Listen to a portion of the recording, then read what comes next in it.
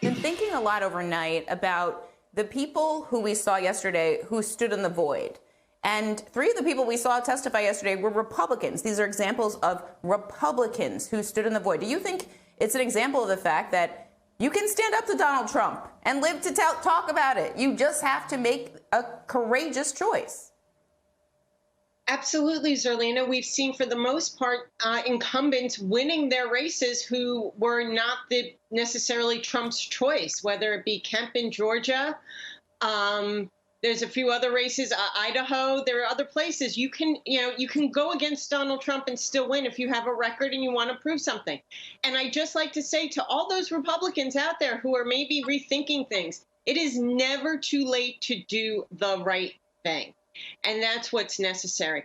What's more is I really hope DOJ starts prosecuting more people with and they get heavier sentences and not just deals, because we are at a very dangerous point in our democracy. We are seeing political violence. That's what yesterday's hearings really stood out to me, is the political violent threats and in some cases actual violence.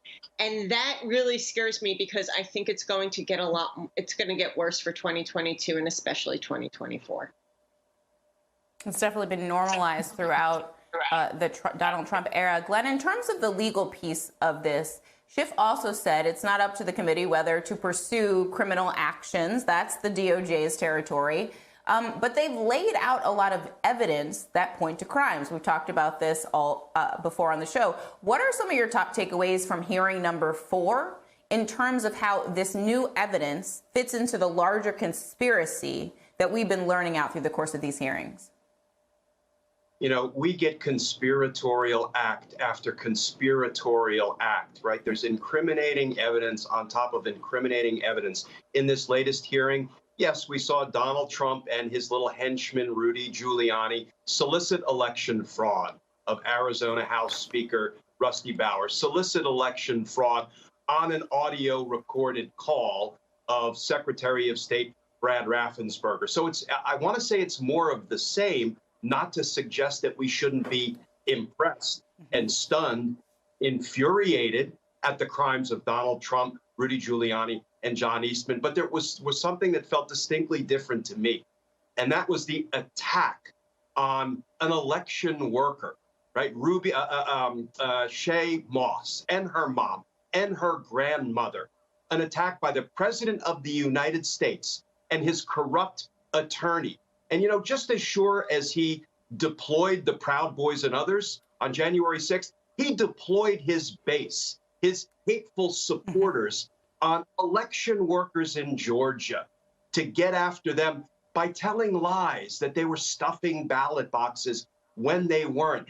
I mean, he endangered their lives, and that was a year and a half ago, Zerlina. And, you know, I want to give the hallelujah chorus to Susan when she says we have to start prosecuting, because the crimes against Shaye Moss and her mom and her grandmother have gone entirely unpunished. No accountability for it. And Ms. Moss testified, I can't go out of my house anymore.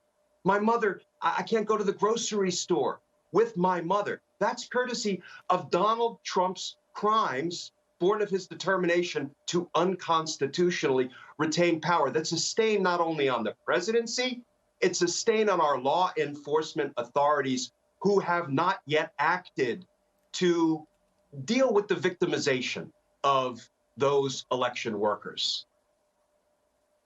In terms of the intent question, that's one that keeps coming up, because in order to prove any of these crimes, you have to prove Donald Trump's intent.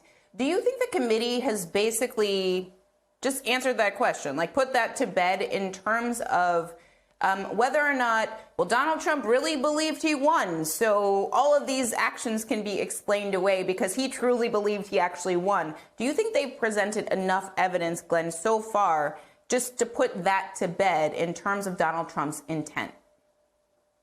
I do. They've presented more than enough, and we're going to see even more evidence of his corrupt intent when we hear high DOJ officials testify.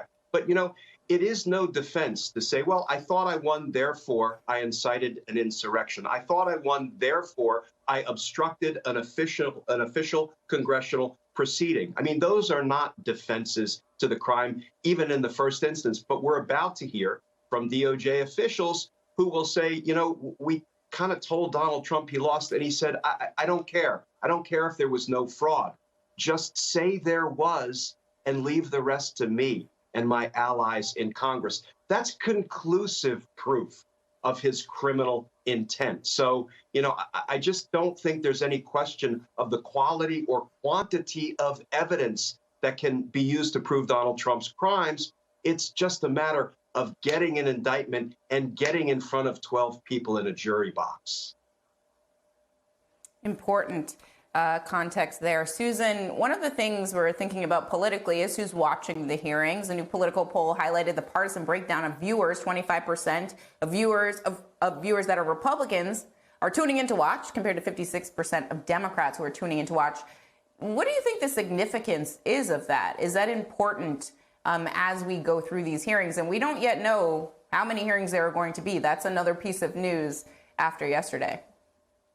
I mean, what it tells me is that people still want to listen. There's a group of Republicans that are willing to listen. I don't know if it turns the needle, but what I do think it does with another group of Republicans that say, I've had enough of all of it. And I'm not saying that's the right attitude, but with that attitude, it also means they've had enough of Donald Trump, which is a good thing. And they just want to see this all put behind us. I'm glad to see 25% of Republicans tuning in and wanting to learn more. So I'll take that as a win. Unfortunately, they also are learning a lot more when they go to the gas pump and the grocery store. So I'm not sure how much this is really going to make a difference. Important point. We're going to be talking about that a bit later in the show. Susan Del Percio and Glenn Kirshner, thank you both for being here, and please stay safe. Among the people whose lives were upended by the former president's big lie were a mother-daughter duo out of Georgia who served as election workers in 2020. Ruby Freeman and her daughter Shay were featured in a video that falsely accused them of carrying suitcases full of ballots for Joe Biden. Rudy Giuliani called that a smoking gun for voting fraud in the battleground state of Georgia. There was, of course, no evidence of voting fraud, nor was there any wrongdoing by these two election workers. But the death threats and the racist taunts that they received, those were very, very real. I get nervous when I bump into someone I know in the grocery store who says my name. I'm worried about who's listening. I get nervous when I have to give my name for food orders. I'm always concerned of who's around me. I've lost my name and I've lost my reputation. I've lost my sense of security. I no longer give out my business card. I don't transfer calls. I don't want anyone knowing my name. I don't want to go anywhere with my mom because she might yell my name out over the grocery aisle or something. I don't go to the grocery store at all. I haven't been anywhere at all. I've gained about 60 pounds. When I watch that, I think back to the campaign in the moment after the convention when they attacked the Khan family about how the president actually was normalizing attacking private citizens and how that was going to be a horrifying reality to live through. Joining us now, Camila Deschalis, a senior reporter for Business Insider. Also with us, political strategist Aisha Mills. So Aisha, I want to start with you and talk about the specific phrasing that we heard from Rudy Giuliani yesterday in his accusations against these two, Shay Moss and Lady Ruby. Let's take a listen to what he actually said because, well, you'll see. Tape earlier in the day of Ruby Freeman and Shay Freeman Moss and one other gentleman quite obviously surreptitiously passing around USB ports as if they're vials of heroin or cocaine. And after a week ago, and they're still walking around Georgia lying. They should have been questioned already. As if they're vials of heroin and cocaine. I mean, just react to that accusation and racist smear coming from the president's lawyer.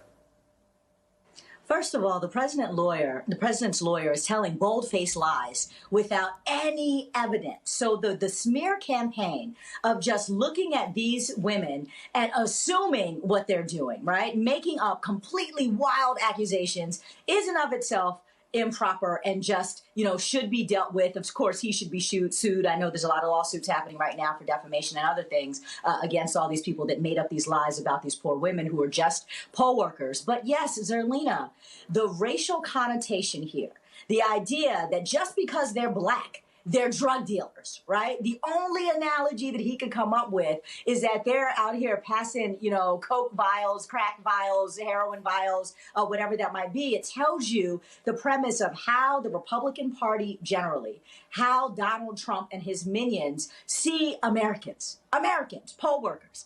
Everything is racialized, and you can't tell me that they are frustrated because of economic anxiety, that they are frustrated because, well, the president wanted to win and he didn't. Everything comes back to seeing and stoking a polarization around race, and comments like that are the smoking gun. It's the comments like that are the smoking gun that tell us what the real motivations of these liars are. And it is so heartbreaking to me to watch this entire family's lives be completely upended. I've recently thrown my hat in the ring to run for Congress here in New York 18, where I live. And I got to tell you, it's Trump country where I live, and my family is kind of watching these hearings play out and watching this conversation happen and these people testify, and to hear Shay in her tears, we fear too about how the political establishment on the right can incite violence that is absolutely racially stoked and get away with it, which is what's happening right now. They're getting away with it.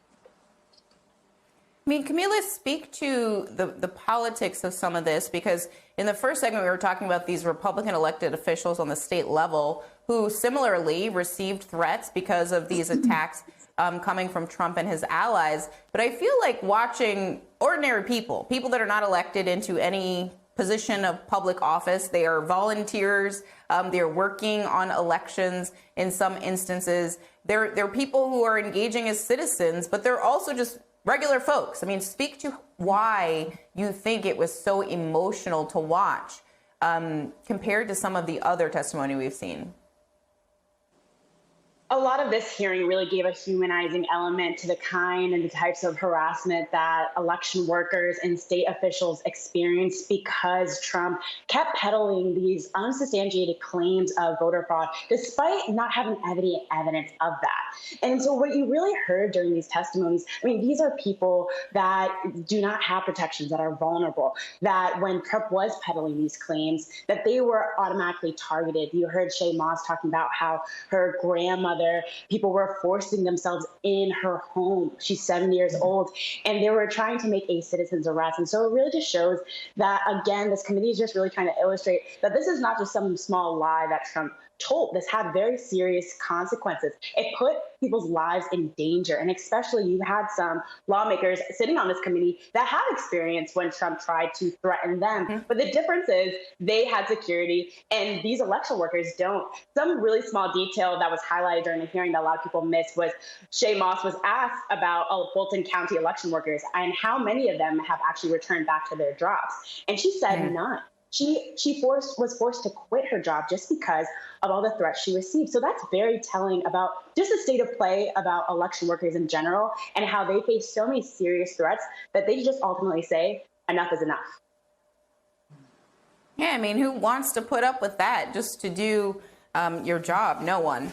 Aisha, do you think testimony like we saw yesterday from these two black women can resonate among black voters and voters of color out there? I was really struck by the moment where she talked about how the alleged crack vials was actually a ginger candy that her mother had passed to her, which, every black girl who's been to church knows that that's an old black lady church candy. That's what that is. And so it immediately rung true. I was like, oh yeah, ginger candy. Go up to any black woman in church, she got a ginger candy or a peppermint. So speak to how it may resonate with voters of color out there. Yeah, absolutely. I mean, I think we all too know a poll worker in our community that I grew up with my grandparents. So my mom and pop would take me when they went to vote. I would go with them to the polls, and we all remember in our community that one lady. And in my church, it was actually butterscotch candies, and my mom had butterscotch candies. And then Miss Robinson, who was one of the poll workers, who also was a babysitter for us in our community. I had Miss Robinson as a babysitter for about 2 years. She always had butterscotch candies too, and so you have there is a familialness where you connect with the people who are part of your community, they're a part of your church, and their neighbors, and maybe your babysitter, who also volunteer their time, get paid on their their side time from their day jobs to go and to do this. And I think that resonates. You know what, Zerlina, though, I hope resonates with white America are the tales that we are hearing about the violent things that are done and said to these women. As was just mentioned, grandma's house gets broken into by a lynch mob that ran up in there claiming they were going to make a citizen's arrest and broke into this old lady's house looking for somebody, right? Which is really harkens us back to lynch mobs. And one of them said, "You're lucky it's 2020 and not 1920." And that was a quote that came up in this. And so I want white people who are watching this to really think about our recent history in this country and how what we are hearing has played out in 2020 and beyond, all because of, Donald Trump kind of bringing back this underbelly of our society that's so evil. It harkens us back to a time that's not long ago. And this racial divisiveness is real, and we need to stomp that out. And that's for all of us to care about and do. National security issue, if you ask me. Camila Deschalis and Aisha Mills, thank you both for being here for this important conversation. Please stay safe.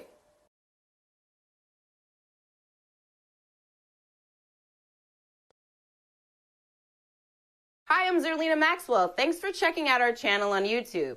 You can see more from Zerlina by clicking any of the videos on this screen, and make sure you subscribe below to stay up to date on the day's biggest stories. Thanks for watching.